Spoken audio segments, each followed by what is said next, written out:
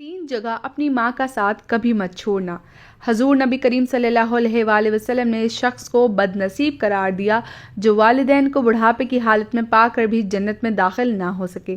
آپ صلی اللہ علیہ وآلہ وسلم نے فرمایا، اس شخص کی ناک خاک میں ملے جو۔ بسم اللہ الرحمن الرحیم۔ اللہ تعالیٰ نے قرآن مجید میں اپنی عبادت و بندگی کے متصل بعد انسان کو والدین کے لیے حسن سلوک کا حکم دیا ہے۔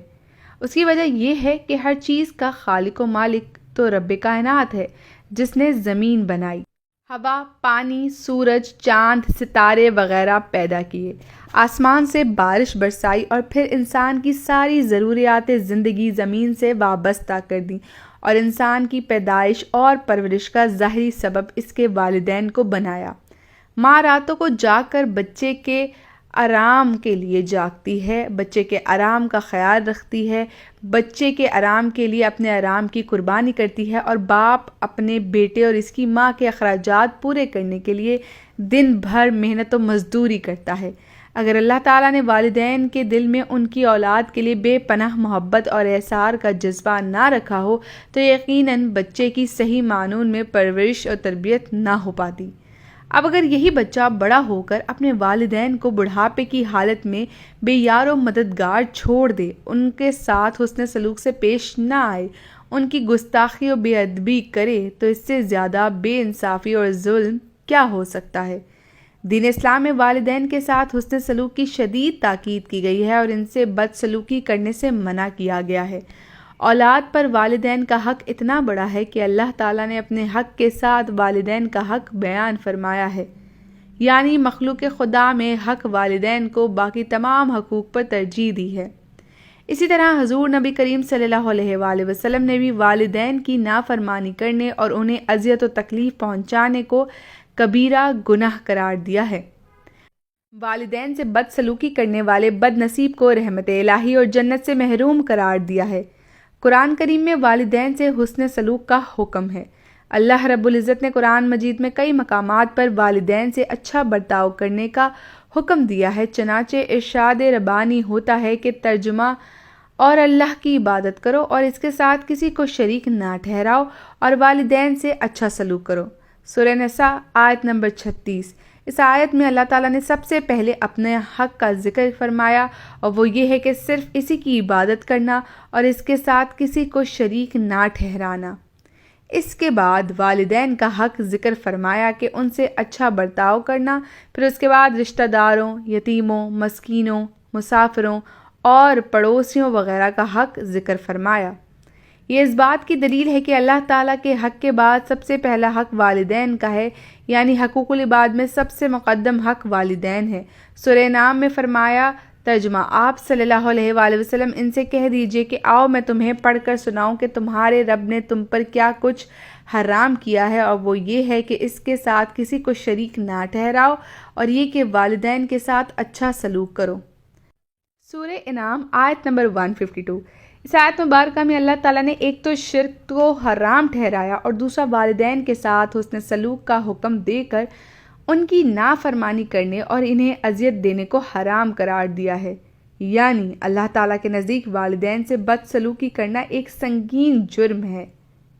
اسی طرح سورہ بنی اسرائیل میں ارشاد فرمایا، ترجمہ، اور آپ کے رب نے فیصلہ فرما دیا ہے کہ تم اس کے سوا کسی کی عبادت نہ کرو اور والدین کے ساتھ حسن سلوک سے پیش آؤ۔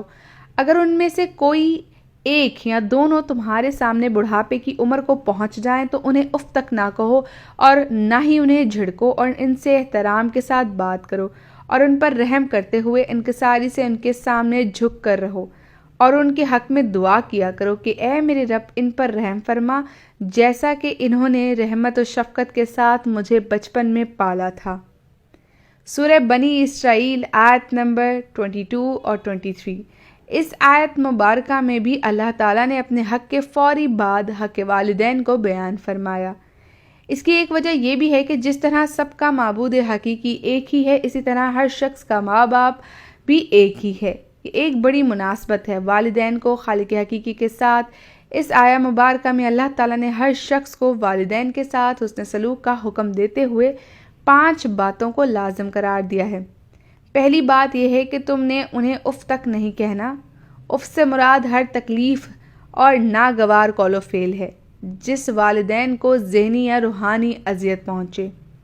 لہٰذا اولاد پر لازم ہے کہ والدین سے نرمی اور اچھے انداز میں بات کرے، یعنی والدین کی کوئی بات ناگوار بھی گزرے تو اولاد ناگواری کا اظہار کرتے ہوئے اف تک نہ کہے۔ دوسری بات یہ ہے کہ تم نے انہیں جھڑکنا بھی نہیں ہے۔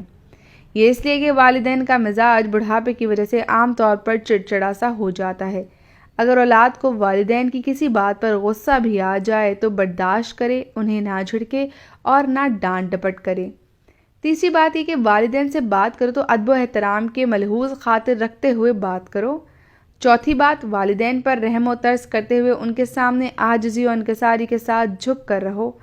بعض حضرات کا کہنا ہے کہ جس طرح ایک چڑیا اپنے چوزوں کو اپنے پروں سے ڈھانپ لیتی ہے اور ہر طرح سے ان کی حفاظت کرتی ہے، اسی طرح جب اولاد جوان ہو جائے اور والدین بوڑھے ہو جائیں تو اولاد ہر دم ان کی حفاظت کرے، ان کے سامنے نہایت عاجزی و انکساری کے ساتھ رہے۔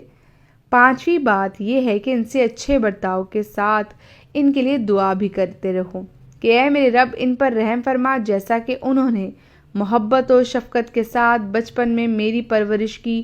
والدین اگرچہ غیر مسلم بھی ہوں تو ان کے ساتھ اچھا برتاؤ کرنے کا حکم دیا ہے۔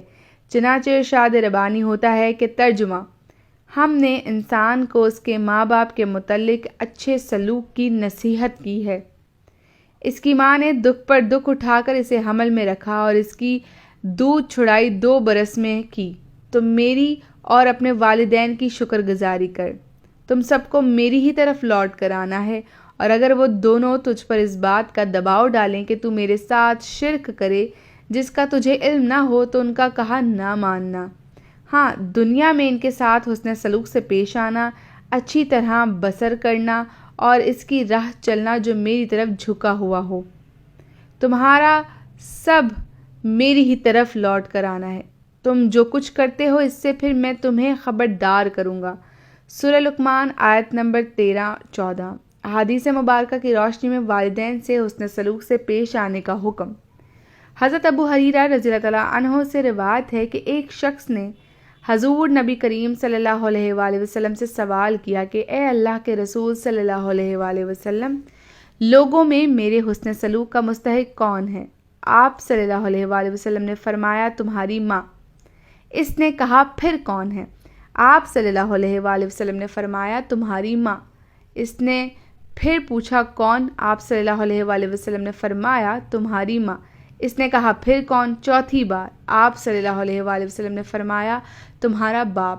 بخاری شریف 5971، مسلم شریف 2548۔ حضرت عبداللہ بن مسعود رضی اللہ تعالیٰ عنہ ان کا بیان ہے کہ میں نے نبی کریم صلی اللہ علیہ وآلہ وسلم سے سوال کیا کہ اللہ تعالیٰ کو کون سا عمل محبوب ہے؟ تو نبی پاک صلی اللہ علیہ وآلہ وسلم نے ارشاد فرمایا بروقت نماز ادا کرنا۔ میں نے عرض کیا پھر کون سا؟ آپ صلی اللہ علیہ وآلہ وسلم نے ارشاد فرمایا والدین سے نیکی کرنا۔ میں نے عرض کیا پھر کون سا؟ آپ صلی اللہ علیہ وآلہ وسلم نے ارشاد فرمایا اللہ کی راہ میں جہاد کرنا۔ بخاری شریف 5970، مسلم شریف 85۔ فرمان نبی صلی اللہ علیہ وآلہ وسلم، والدین کے قدموں تلے جنت ہے۔ حضور نبی کریم صلی اللہ علیہ وآلہ وسلم نے اس شخص کو بد نصیب قرار دیا جو والدین کو بڑھاپے کی حالت میں پا کر بھی جنت میں داخل نہ ہو سکے۔ حضرت ابو ہریرہ رضی اللہ تعالیٰ عنہ نے فرماتے ہیں کہ حضور نبی کریم صلی اللہ علیہ وآلہ وسلم نے فرمایا اس شخص کی ناک خاک میں ملے، اس شخص کی ناک خاک میں ملے، اس شخص کی ناک خاک میں ملے۔ 3 مرتبہ فرمایا۔ پوچھا گیا اے اللہ کے رسول صلی اللہ علیہ وآلہ وسلم کس کی ناک خاک میں ملے؟ تو آپ صلی اللہ علیہ وآلہ وسلم نے فرمایا جس نے ماں باپ دونوں کو یا ان میں سے کسی ایک کو بحالت بڑھاپا پایا اور پھر جنت میں داخل نہ ہو سکا، یعنی ان کی خدمت کر کے انہیں راضی رکھ کے جنت کا حقدار نہ بن سکا۔ مسلم شریف 2551، ام المومنین سیدہ عائشہ صدیقہ رضی اللہ تعالیٰ عنہا بیان فرماتی ہیں کہ حضور نبی کریم صلی اللہ علیہ وآلہ وسلم نے فرمایا جنت میں گیا تو وہاں میں نے قرات سنی۔ میں نے پوچھا یہ کون ہے؟ تو جواب ملا حارثہ بن نعمان رضی اللہ تعالیٰ عنہ۔ پھر آپ صلی اللہ علیہ وآلہ وسلم نے فرمایا ماں باپ سے نیکی اسی طرح ہوتی ہے، ماں باپ سے نیکی کا یہی فائدہ ہوتا ہے، یعنی وہ اپنی والدین کے ساتھ حسن سلوک سے پیش آتے تھے۔ حضرت عبداللہ بن عمر رضی اللہ تعالیٰ عنہ سے روایت ہے کہ ایک شخص حضور نبی کریم صلی اللہ علیہ وآلہ وسلم کی خدمت میں حاضر ہو کر کہنے لگا میں نے بہت بڑا گناہ کیا ہے، کیا توبہ کی کوئی صورت ہے؟ آپ صلی اللہ علیہ وآلہ وسلم نے پوچھا، کیا تمہاری ماں زندہ ہے؟ اس شخص نے عرض کیا، نہیں۔ آپ صلی اللہ علیہ وآلہ وسلم نے فرمایا، کیا تمہاری خالہ ہے؟ اس نے عرض کیا، جی ہاں۔ آپ صلی اللہ علیہ وآلہ وسلم نے ارشاد فرمایا، جاؤ اس سے جا کر حسن سلوک کرو، اللہ تعالیٰ تجھے معاف فرما دیں گے۔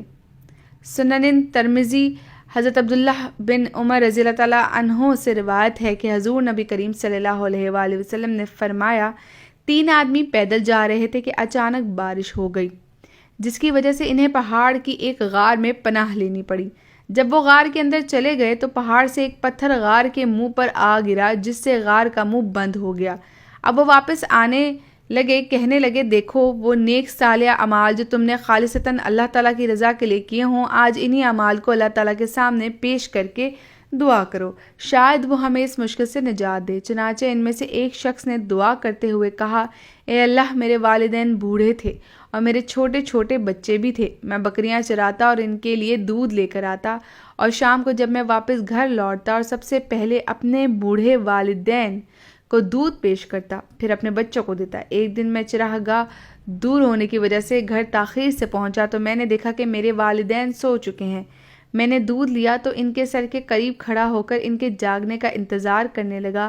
میں اس بات کو ناپسند کرتا تھا کہ خود انہیں جگاؤں، اور میں یہ بھی نہیں چاہتا تھا کہ ان سے پہلے اپنے بچوں کو دودھ پلاؤں، حالانکہ بچے بھوک کی وجہ سے میرے پیروں کے قریب بلبلا رہے تھے، لہٰذا میں اسی طرح ان کے جاگنے کا انتظار کرتا رہا۔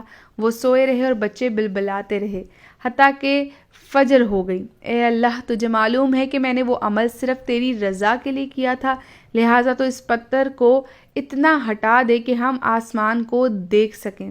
چنانچہ اللہ تعالیٰ نے اس کی دعا قبول کی اور اس پتھر کو اتنا ہٹا دیا کہ وہ آسمان کو دیکھ سکتے تھے۔ باقی 2 آدمیوں میں ایک نے اپنے مزدور کے لیے حسن سلوک کی نیکی پیش کرتے ہوئے اللہ تعالیٰ سے دعا کی تو وہ پتھر تھوڑا سا اور کھسک گیا، لیکن اب بھی وہ باہر نہ نکل سکتے تھے۔ اب تیسرے آدمی نے دعا کی تو اس نے اپنی ایک چچا زاد سے محبت کا ذکر کیا، جس میں نوبت یہاں تک جا پہنچی کہ وہ اس سے بدکاری کرنے کے عین قریب پہنچ گیا۔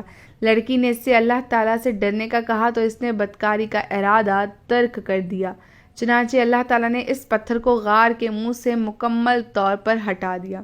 بخاری شریف 5974، مسلم شریف 3743۔ ماں کی محبت وہ گہرا سمندر ہے جس کی گہرائی کو آج تک نہ کوئی ناپ سکا ہے اور نہ ہی ناپ سکے گا۔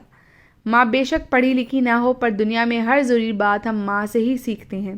دنیا میں سب سے زیادہ دولت اس کے پاس ہے جس کی ماں زندہ ہے۔ 3 جگہ اپنی ماں کا ساتھ کبھی مت چھوڑنا۔ نمبر 1، جب وہ پریشانی میں ہو اور انہیں تمہاری ضرورت ہو۔ نمبر 2، جب وہ بوڑھی ہو جائیں اور ان کا کبھی بھی کسی بھی وجہ سے ساتھ مت چھوڑنا۔ نمبر 3، جب وہ بیمار ہوں تو ان کی خدمت کرو، ان پر اپنی کمائی خرچ کرو، کیونکہ انہی کے پاؤں کے نیچے تمہاری جنت ہے۔ دنیا میں سب سے کمزور عورت ماں ہوتی ہے۔ آپ کو کبھی بھی خبر نہیں ہوگی جب وہ دکھ میں ہوتی ہے، کیونکہ وہ آپ کو اپنا دکھ نہیں بتاتی، کیونکہ وہ آپ سے بہت پیار کرتی ہے۔ اگر چاہتے ہو سدا مسکرانا تو کبھی بھی اپنی ماں کا دل مت دکھانا۔ کرو ہمیشہ اپنی ماں کی غلامی، نوکر بنے گا تمہارا زمانہ۔ غصہ نہ کرنا کبھی اپنی ماں سے، ہمیشہ محبت سے، خوشی سے اپنی ماں کی ہر ایک بات مانو، جنت میں بنے گا تیرا ٹھکانہ۔ چلیں گی آسمانوں پر تعریفیں تیری، کبھی اپنا غصہ ماں کو نہ دکھانا۔ ایک ماں سے کسی نے پوچھا کہ آپ کے قدموں تلے جنت ہے، جو ماں کی عظمت کی نشانی ہے۔ اگر آپ کو کہا جائے کہ اس کے بدلے میں کچھ مانگیں تو آپ کیا مانگیں گی؟ ماں نے بہت ہی خوبصورت جواب دیا، میں اپنے بچوں کا نصیب اپنے ہاتھوں سے لکھنے کا حق مانگوں گی۔ ان کی خوشی کے آگے میرے لیے ہر جنت چھوٹی ہے۔ لہٰذا ہمیں چاہیے کہ ہم اللہ تعالیٰ اور رسول اللہ صلی اللہ علیہ وآلہ وسلم کا حکم سمجھتے ہوئے اپنے والدین کی خدمت کرنے کو اپنا دینی و اخلاقی فریضہ سمجھیں، ان سے ادب و احترام سے پیش آئیں اور اپنا مال خرچ کریں اور ان کی رضا خوشنودی میں اللہ تعالیٰ کی رضا و خوشنودی تلاش کریں۔